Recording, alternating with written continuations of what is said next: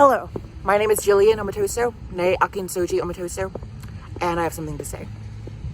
Before we start, let me make clear, trans women are women, trans men are men. Non-binary people are androgynous or ascribe to neither. Now that's clear, we can start. So in the news has been Harry Potter author J.K. Rowling. Not for her books, but for some tweets. Basically, Rowling mentioned in a few tweets, essentially that menstruation is something that occurs among females. And a lot of people had a bone to pick with that. The reason this is considered problematic, and honestly not just problematic, but reprehensible, is that it was implied, at least to many people, that these tweets they imply that trans men are women and that trans women are not women. That's the implication taken from them, at least. Now, for sure, J.K. Rowling has been gender critical. But is it gender critical to be transphobic? In other words, a scrutinizing transgender identity, or not even just transgender identity, but gender identity itself, gender in general and of itself, is this animosity against trans people. Is it resentful? Is it hateful? Is it dismissive? Is it derisive? Is it condemnatory? Well, at the very least, I can't say I disagree with what J.K. Rowling is saying. J.K. Rowling basically is saying that we beat around the bush a lot around general statements such as women menstruate. We'll say, some people say, at least, some people say people who menstruate or people with uteruses. We use language such as that. And to many, this language comes across as circumlocutory. It basically is language that is meant to invoke a sort of meaning, a sort of concept that we all know, but it uses words that express that concept indirectly or obliquely, rather than through just the word itself. Now, yes, not all women have uteruses. Not all women menstruate. Not all men produce sperm.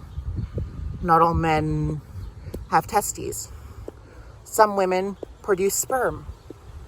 Some women have testes. Some men menstruate. Some men have uteruses. But we know that these are trans women and trans men who do this, which to me, honestly, is the exception that proves the rule.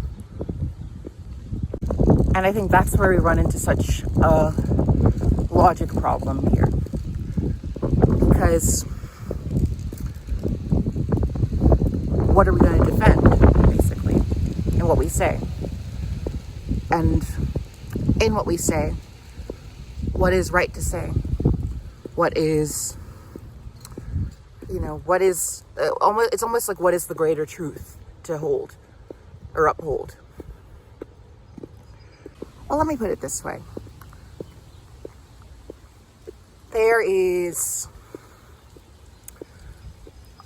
We experience the concept of woman and man through, schemes in our head of what we've seen a woman to be, what a man to be. This could even be biologically inherent to us. We understand it could be like sort of a vestigial memory thing. But at the end of the day, we all recognize schematically what a woman is, what a man is. You can see it in a general figure, in celebrities, in the people we meet and the people we're attracted to. But when it comes to trans people, that schema falls apart. And oftentimes, to compensate for that, people act as if the schema doesn't exist. People act as if the schema shouldn't exist. Just because trans people defy it, or undermine it, or obfuscate it, or play with it. The honest truth is, at least by the way I see it, is that to be trans is to be untidy, biologically untidy at least. To be a trans woman is literally to be a woman born with the physicality and physiology of a man.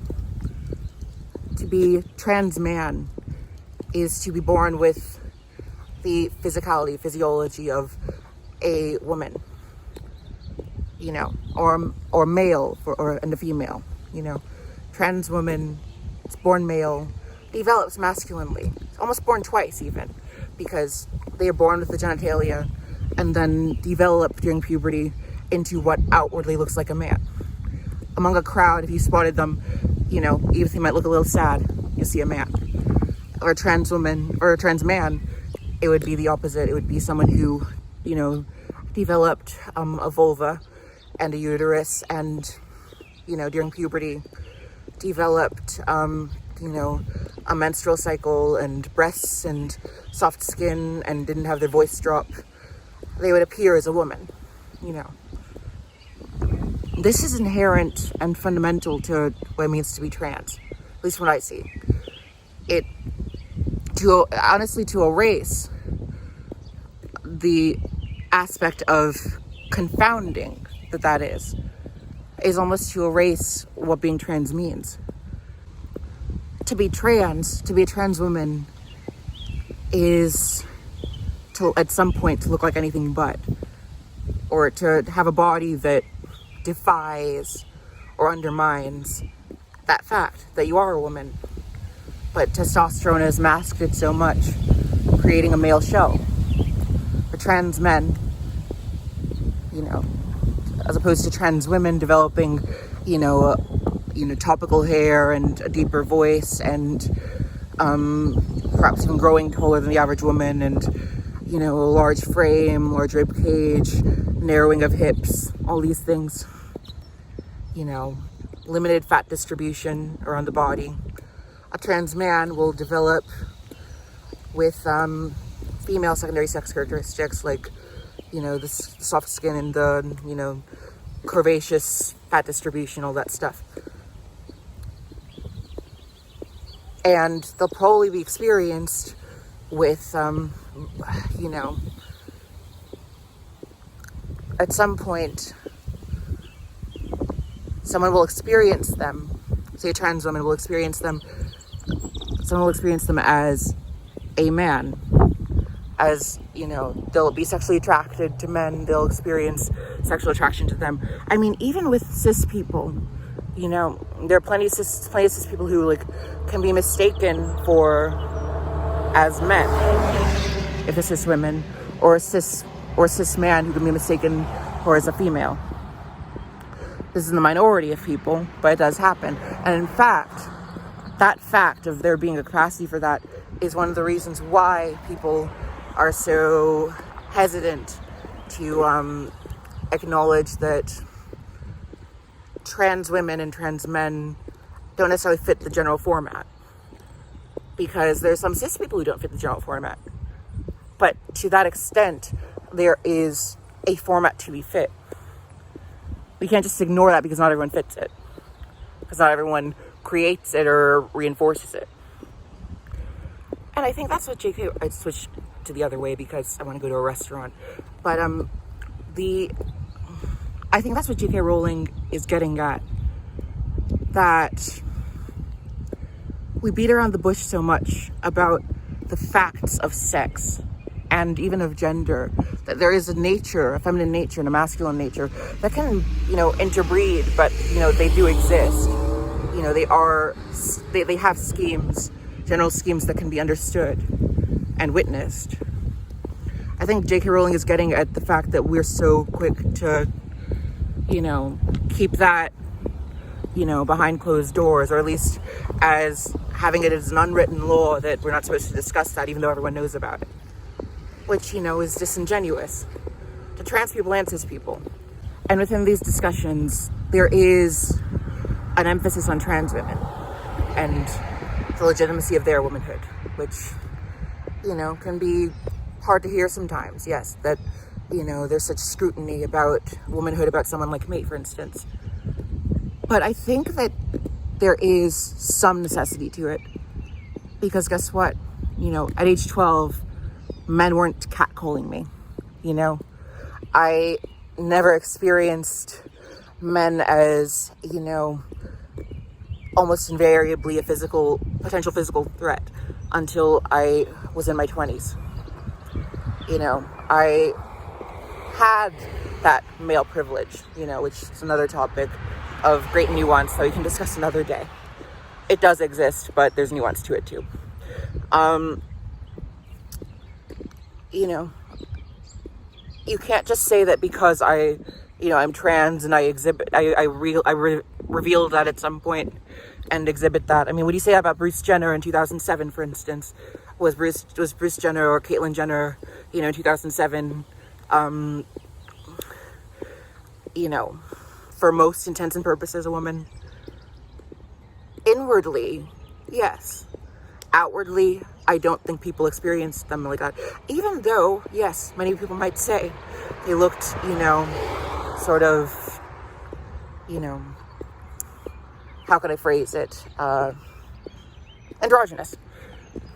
Madonna at her Woman of the Year speech in 2015, 2016 for Billboard, she mentioned how David Bowie was, one of her, perhaps her biggest music idol. Was her favorite artist. She went to his concert sneaking out of the back door of her house at age 14. She was in love with his androgyny, how he represented male and female spirit. But she recognized later on in life that people like David Bowie, people like Prince, played under different rules because they were men. No one is calling David Bowie a woman. But some could argue that David Bowie played the role of woman better than some trans women out there. Even though categorically he was male. If sex, or at least secondary sex exhibition, is a spectrum, then why can't we say that trans women exhibit some male sex characteristics? Being taller, having a jawline that's prominent, having a lower voice, having some topical hair growth, having a robust abdomen, having somewhat narrow hips or a wide rib cage. Like, these are all things that they themselves are insecure about, Like, if I stopped hormones for 6 months, I don't know what I'd do with myself. I'd probably be a bit anxious, to say the least, because I remember how I was before then. And, I feel like that needs to be acknowledged. It's okay to say that trans women exhibit some maleness, that trans men exhibit some femaleness. I have a dick. For Pete's sake, I have a dick. I said that publicly, but I do. I just saw police and I just realized I'd have to wear a mask anyway if I went to the restaurant. So no restaurant right now. Or at least I'll walk back home and, maybe get a mask and go to Wendy's or something. But, yeah, I mean, I can engage in penetrative sex without a dildo. There are very few women who can do that, let's say. Most trans men, perhaps all of them, can be, sexually penetrated in the front, without the mouth. Like, as far as gametes, as far as the basic understructure of sex and gender being, sort of a tertiary sex characteristic almost, the role, the telos, the general functionality and, general intention and motivic inertia of sex is toward men penetrating a female vulva and begetting that vulva with semen, which fertilizes the egg inside to create an infant which is carried in the woman, in the female, the person who carries the eggs. We created shorthand, male and female, to emphasize this sort of understructure of humanity, of the animal in us. And yes, I think at least rhetorically, this has been erased in some way. There's a reluctance, a cultural reluctance to admit to that, simply because of, a 1% or so of the population that identifies in a way that undermines this. And that 1% is important, but it's not like we can't, understand that 1%, even more so, without understanding that it is the exception that proves the rule. Trans people face great discomfort with their bodies and great anxiety over not getting the chance to transition, or the decision to transition, largely because their bodies create such strife for them and such difficult situations in their dating lives, in their social lives in general. And why is that? Because of the mixture of secondary sex characteristics of the male and the female. And primary ones that directly confound and contradict who they are as people, who we are as people. I could choose to not modulate my voice. I could choose to not dress femininely.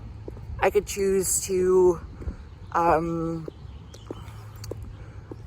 go on hormones, to not shave, and I guess in some way I'd be no less of a woman, but, I'd feel a lot less like one. Definitely would. And I'd be taken a lot less as one. A lot less legitimacy as the woman I am. I'd just be someone with an interesting story to tell. And to an extent, that's what trans people are. Like, people with an interesting story to tell. How many people get the chance to live under the pretense of, one sex and then another sex? Pretense, it's not the right word, but, under the, guise, under the impression of being one sex and then another sex, very few people get that. It's only trans people who get that. The vast majority of people will be recognized through their lives from birth to death as one sex. And this even stands today still, even as more people explore their gender. They will be understood by and large as male or as female. Trans people, get both. They get both, and there's a learned experience to gain from that. A lot of wisdom, a lot of understanding of how people are treated based on their physicality and based on the general social expectations of them. And it's erasing that to say that, they're you can identify however you wish. There's no there's no consequence to physicality or whatnot. And I know we don't think that. In fact, I was speaking to a friend about this topic, and they expressed who thinks that, but we talk a lot as though we do. And that affects our capacity to recognize even deeper things than that. So truly, this is actually bigger than J.K. Rowling. And it makes me sad to see someone who, maybe has some questionability, maybe enough to make Dumbledore gay or whatnot. But to just be thrown under the bus or accosted about speaking truth.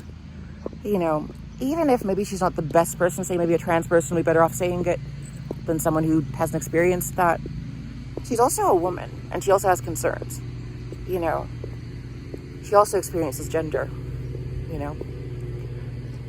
and this is all about, overcompensation for injustice. In the last take I did, I mentioned overcompensation for injustice. Yes, there are trans women unduly hurt, denied employment, and even killed or even just denied dates for being who they are, namely trans women, but also trans people. We know about Brandon Tina, for instance, in the 90s.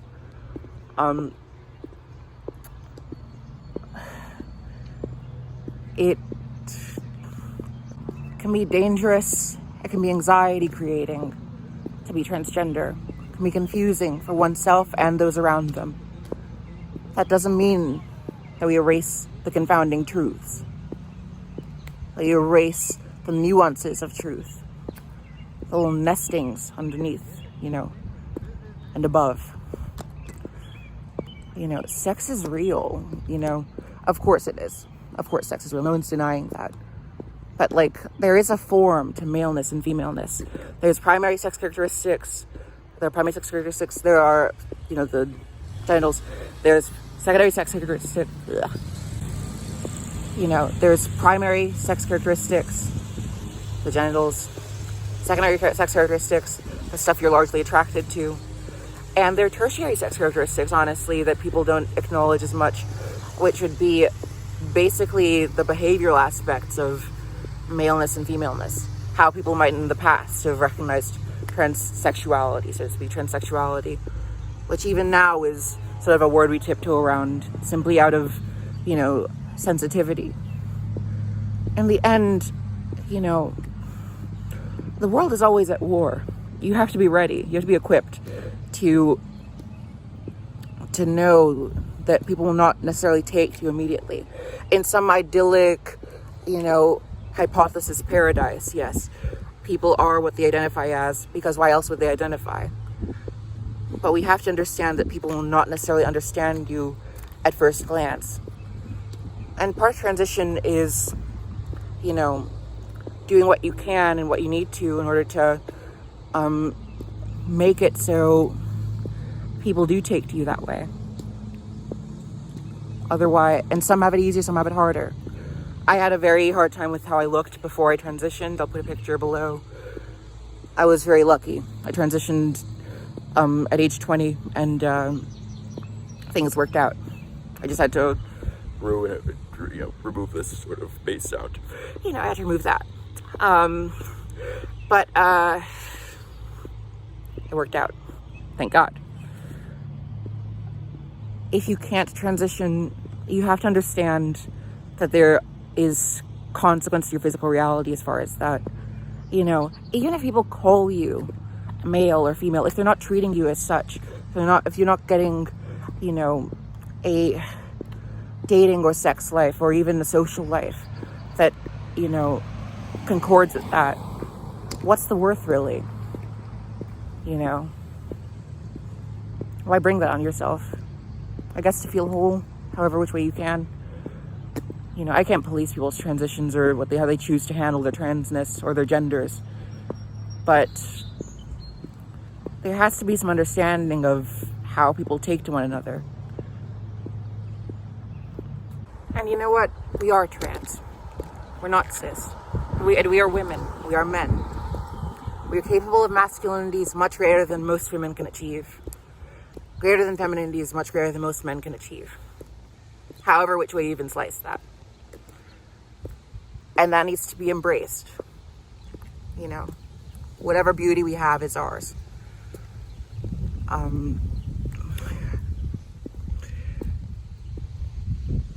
We are not the same as cis people. Trans women are not the same as cis women as a general scheme. There are differences. And if we're going to love trans people, those differences have to be embraced. You're probably not homosexual if you're a male and attracted to a trans woman, to be quite honest. You're probably not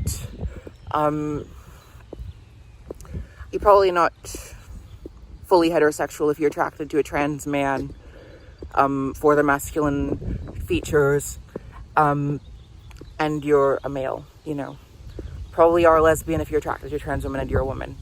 And